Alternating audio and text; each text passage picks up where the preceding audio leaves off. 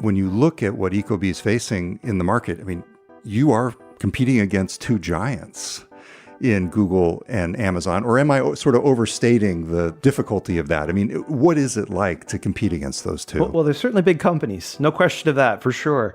One of the benefits we have is this is our core business. This is what we do. This is what we get up in the morning, we think about this all day, we go to sleep thinking about this. And I think that focus and attention is allowing us to, I think, make some really smart choices.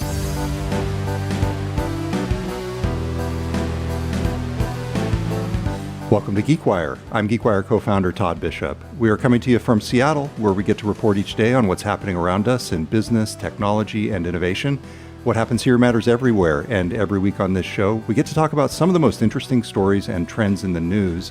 I'm pleased to be joined in the GeekWire offices here this week by Greg Fyke. He is the president and CEO of Ecobee, the smart home technology company that's been a longtime pioneer in the space. Greg, it's great to have you here. Thanks, Todd. It's great to be here. One of the reasons why we're able to meet in person is that you're actually based in Seattle. Ecobee is a Toronto-based company, but you get to run the company from Seattle. And before we jump into the ins and outs of smart home tech, I'd just be curious, how did a person in Seattle end up running Ecobee as president and CEO? Yeah, it's a great question. I do spend quite a bit of my time still in Toronto and love spending my time there. I think, my paths crossed, I think early on with Stuart, who was our founder, and we ultimately kind of found a path to make this work, to get this started. It was actually during the time period of COVID. Yeah. And I think that was obviously a challenging time for many, but one of the benefits from our perspective is it really allowed us to learn how to work remotely.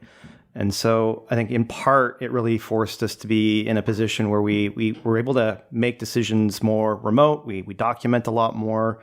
And as a result, we've also been able to hire remotely as well. And it's been great from a talent acquisition perspective. It's made working from Seattle and leading from Seattle a lot easier, for sure. Well, it's interesting because one of the reasons you are here is that you previously worked on the Alexa business with Amazon Yes. prior to joining Ecobee.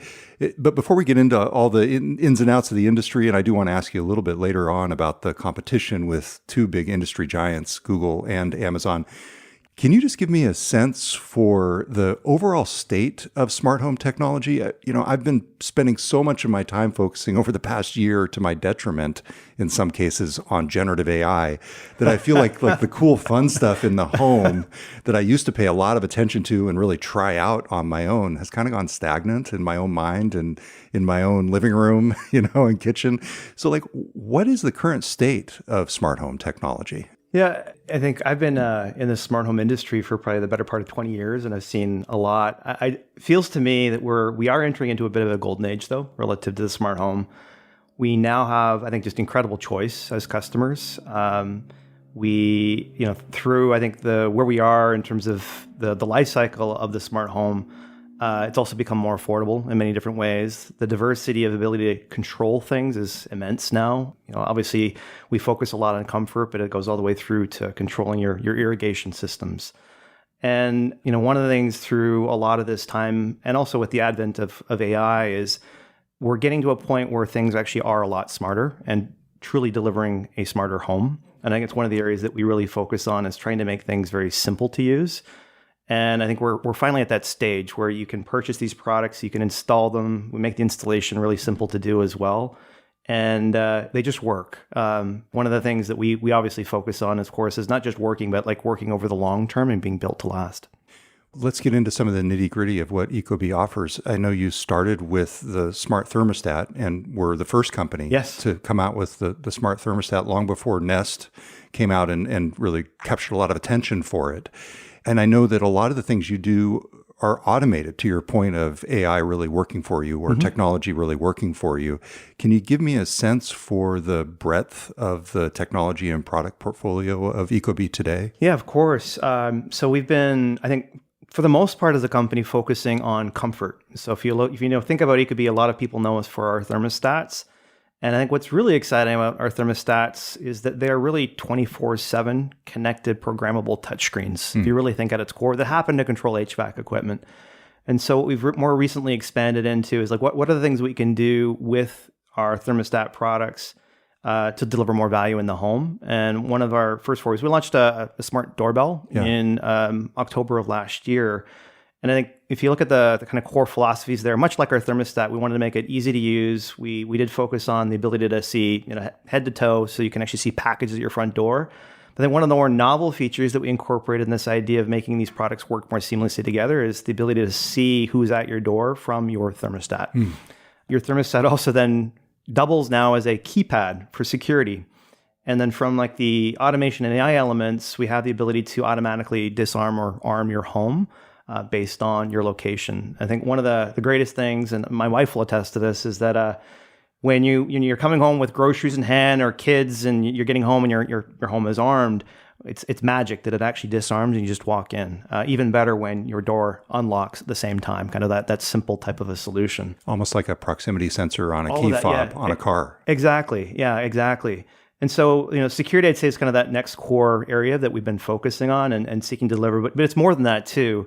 If you look at our sensors, we've been known for having a room sensor that allows you to maintain comfort across multiple areas of your home. And it's a follow me. Very clever in that, like, if you're in a bedroom and you want that to be at the right temperature, your sensor can optimize the temperature for that room.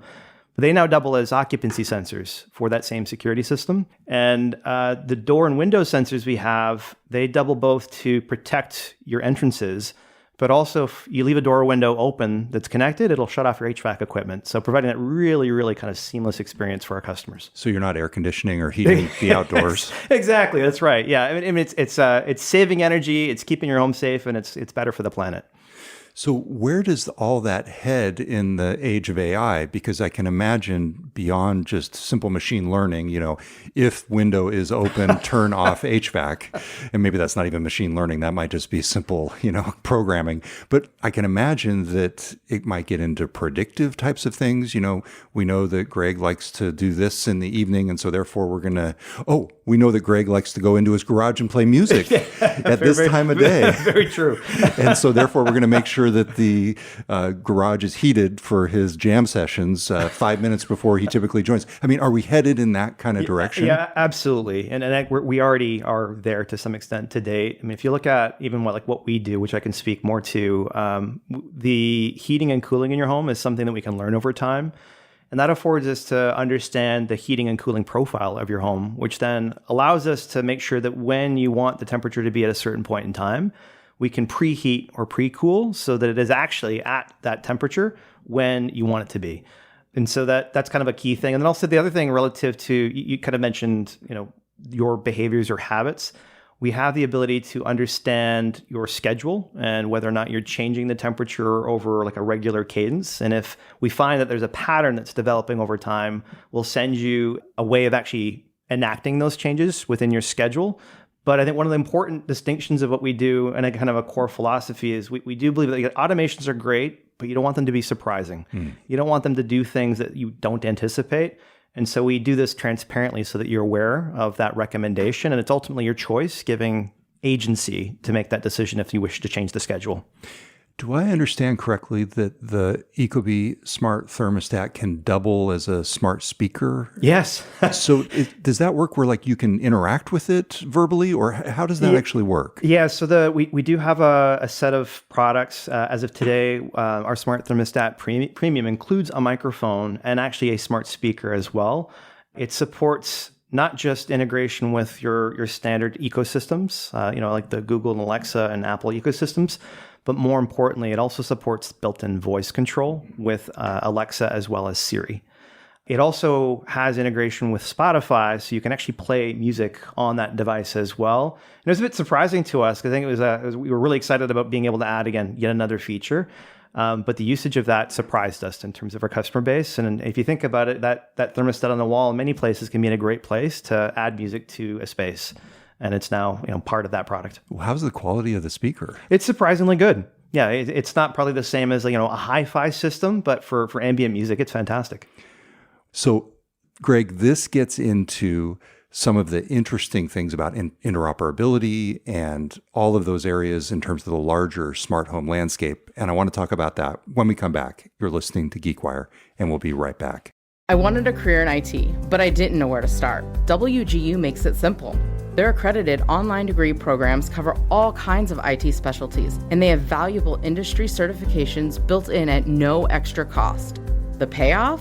Having those certs back up my degree makes me look even better to future employers. A nonprofit university that includes top industry certs in their programs? I choose WGU. Learn more at wgu.edu/IT certs included.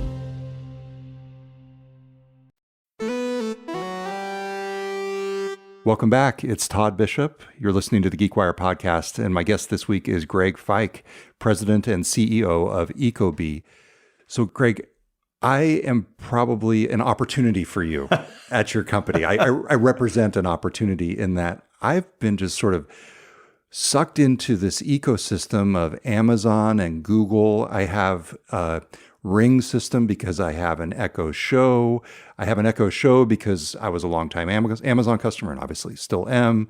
You know, I use Nest smoke alarms just because they were the easiest to implement. And I liked the idea of, waving my hand in front of them to shut them off when I burn something on the stove.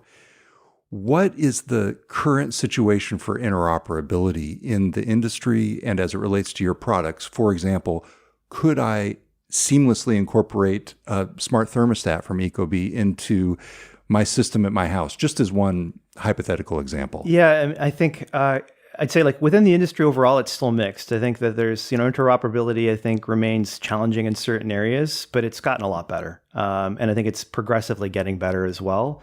As a company, we foundly believe in customer choice. And so I think if you look at, I think we are one of, if not one of the only companies that really has a support for the whole broad set of ecosystems in the space that we're in. And so we have, smart things, the Alexa, Google, and Apple products. And we do so because we know that customers have different homes and have, different products in their homes. And so we want to make it really easy to incorporate those other products in your home into, again, a seamless experience. So what would be the process of me incorporating like a thermostat into something like an Echo Show or, doing some sort of controls? I mean, would that still be pretty tough at this point? It's pretty easy to do. So we do have the ability through our own app to do linking. And so there's, after you've registered our products and got them up and running, which again, we try to make that super simple to do as well. I'd say we pride ourselves on making the installation process as simple as possible. We know that's typically a very kind of daunting point to install these products, and we make it easy. But once you've done that, you can go in and actually just link that device with the ecosystem of your choice. And so there's a very simple menu to do. You click it, it brings you through an onboarding process to connect your device. And once you've done that, it's part of that system. So as we mentioned at the beginning, you were previously an executive working on Amazon's Alexa business. Correct. Yeah. So you have an inside view of what it's like to have worked at Amazon and other companies before you came to Ecobee. But when you look at what Ecobee is facing in the market, I mean, you are competing against two giants in Google and Amazon. Or am I sort of overstating the difficulty of that? I mean, what is it like to compete against those two? Well, there's certainly big companies. No question of that, for sure. I think one of the benefits we have is this is our core business. This is what we do. This is what we get up in the morning, we think about this all day, we go to sleep thinking about this. And I think that focus and attention is allowing us to, make some really smart choices. I think the focus we have and really like delivering this idea of these great kind of seamless experiences across comfort and security. And I'd love to talk to you about like what we're doing with Generac as well. Yes. Which kind of ties into resiliency. It affords us to create experiences that really resonate. We listen like immensely. I'll wake up in the morning and look at customer reviews and reports, and my team does as well. And so we really take that kind of customer focus to heart.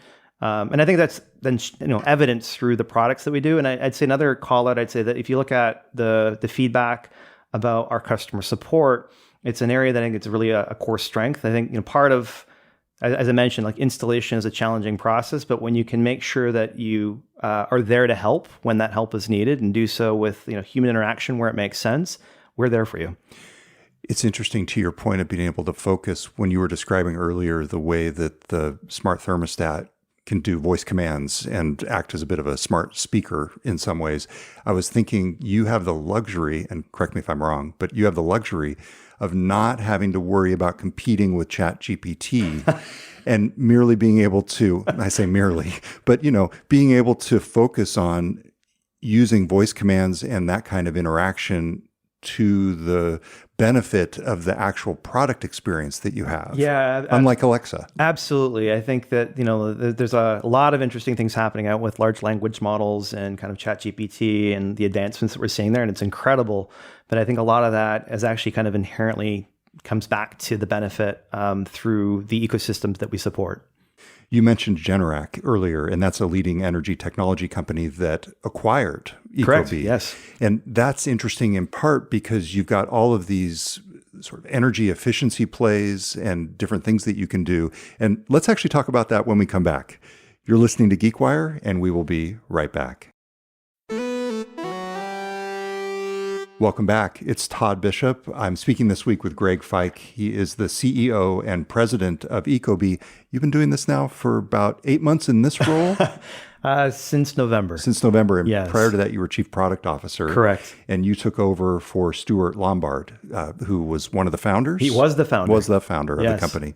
And he's still involved to some extent, as I understand it. I'm involved in the sense that I still will call on him and speak on him. He's not at Ecobee anymore, but I think he's enjoying his retirement. Oh, that's great. Okay. So you, as we've said, are based here in the Seattle area, in part because your family's here and yes. you get to stay here and run the company, but make frequent trips to Toronto. But let's talk about Generac. This is a technology company, energy technology company that acquired Ecobee.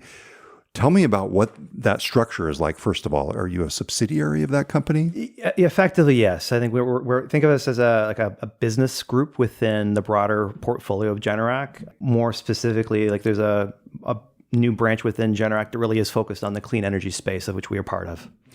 So when you look at the broader strategy of Ecobee within Generac, what does that status as being part of Generac unlock for Ecobee long term, if you can talk about it in the abstract at least?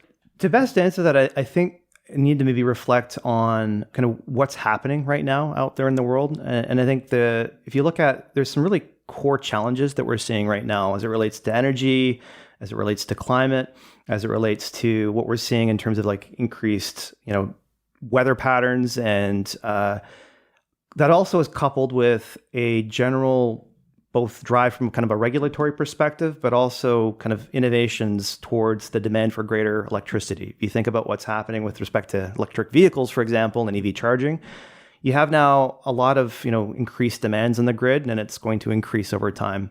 In part to some, counterbalance this, you have renewables. And so you've got solar and wind storage coming on. But if you think about those sources of energy, they provide the promise of a much cleaner set of energy, but they're also less deterministic, right? You can't determine necessarily when it's going to sun or when the wind is going to blow. Right. And that leads to, I'd say, an increased need for control and kind of management of complexity.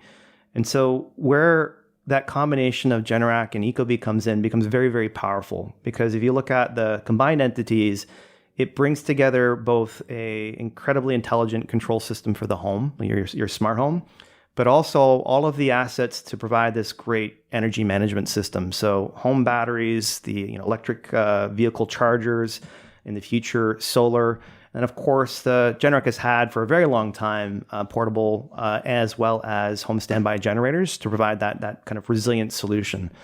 And so if you think about the changes in demand in energy and the need to be able to manage that and to be able to do so cost effectively, we have this ability uniquely. I think we may be the only company right now that brings all of these assets together to be able to manage this in an intelligent way that ultimately provides customers with lower costs, but ultimately provides that third benefit of resiliency. When we know definitively that, when the power goes out, you want to make sure the lights stay on. So if you think about what Ecobee does within the home to date, and we have the ability to offset your heating and cooling to ultimately reduce peak load demands on the grid, you can apply that same principle to what you might see within the home. And so if you are a customer that now has a battery in your home and there is a storm that is present, or there's a risk of a power failure, we can intelligently ensure that your battery is charged and pre-charged. And in the event that there is a power failure, we can then intelligently reduce your heating and cooling to extend the life of that battery so that you're, again, resilient, protected, safe in your home, and the lights stay on a lot longer. How do you see that bigger vision? Because that's really cool. Solar panels, storage, batteries in the home. I mean, Super exciting. I'm not a prepper necessarily, but like this whole idea of just being self-sufficient is kind of cool, especially in this, world that we're living in with global warming. It's kind of interesting to think about. How does that world integrate with the existing world of Ecobee? I touched on this a bit, but I kind of use the phrase that our thermostats are these programmable touchscreens. And so if you think about the opportunity we have to make that product become a lot more than just simply a thermostat, it's endless, and we're just getting started. The idea being is that we can actually add new capabilities and features that allow you to understand energy consumption in your home, to control it, to understand it, again, to make choices, and to be all at the fingertips of that interface, which is traditionally your thermostat. Can you tell me a little bit more about your own setup to the extent that you feel comfortable sharing? I'm sure you've got plenty of Ecobee devices in your house, and it's probably like a bit of a lab, like I know a lot of executives' homes are when they're in this space. But can you give me a sense for something that you might be doing with some of the products that you're using, whether Ecobee or others, that people might learn from or be inspired by? I mean, I certainly have the whole suite of products of Ecobee and many others, of course. What I would touch on, I think, is like many of the things that I've talked about are a direct benefit to me and my family. I think, I have a couple of teenagers, and I can't tell you, like, it's not the first time that the door has been left open or a window has been left open when the HVAC has been running. And I now have confidence and comfort that we're not trying to heat and cool the outside. I think one of the interesting things that I'm doing kind of beyond our own ecosystem as well is that, I'm a proud owner of an August lock. And I think that is a really nice seamless integration between what we do there, because with our doorbell camera that's the front door, if I had one of my kids that's come home that's forgot their keys, I can unlock the door remotely as well. So I can see them, I can talk to them through the Ecobee smart doorbell and unlock it through the August lock. I know that Ecobee is in the process of, if not already, implementing the Matter standard for interoperability. For people who aren't familiar with that, can you just explain how that works, why it matters? Sorry. And sort of what that means for interoperability between these different ecosystems of devices? Yeah, I think it's a really, really exciting development in standards. And so, Matter really is about, trying to create that unified experience across the smart home. And I think there's been a lot of really, great work to kind of realize that. I think there's still some more work to go to actually get there. But the idea of Matter is really to make it such that when you purchase any product in a store, you have, greater confidence that it's going to work anywhere. I think the way that we've approached it to date is that, like I said earlier, like we do and have invested in providing support across all the major ecosystems.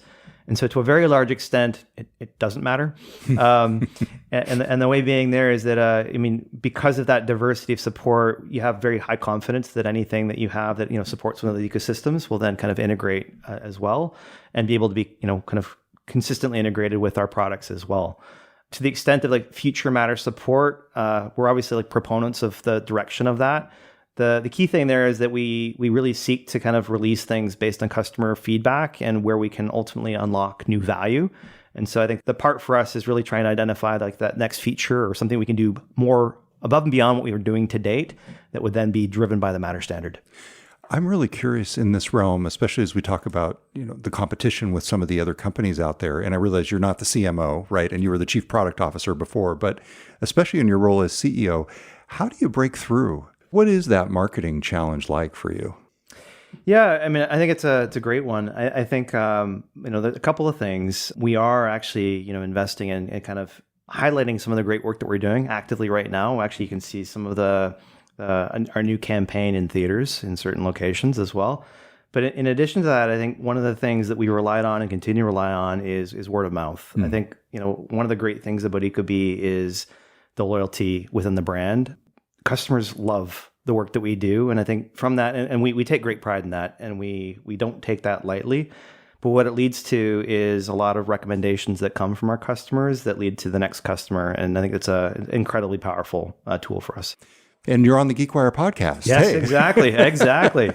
Yeah, there's some great smart home technology podcasts and videos that you've been on. There was a great one that you were on that I'll link to from the show notes. It was with Andrew from HomeKit Insider. He did a great job of absolutely. And he's an Ecobee user too. He is. Again, super thankful for that. A great example again of like a customer, and I think he had great things to say about us, and super thankful for that as well.